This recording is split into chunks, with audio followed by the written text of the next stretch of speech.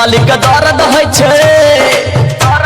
गणेशी बहु के दर्द है भोरे भोरे पेट में धान रोपे नहीं जैतो यादव जी के खेत में धान रोपे नहीं जैतो यादव जी के खेत में धान रोपे नहीं जैतो यादव जी के खेत में गोतमा माई के दर्द है भोरे भोरे पेट में पूजिया माई के दर्द है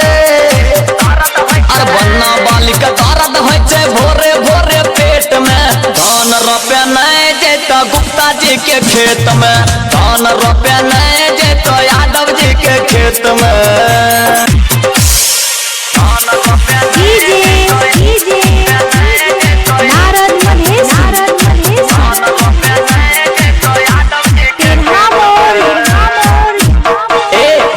दिन से लागल रहे चमकी बोखार हो 10 दिन से लागल रहे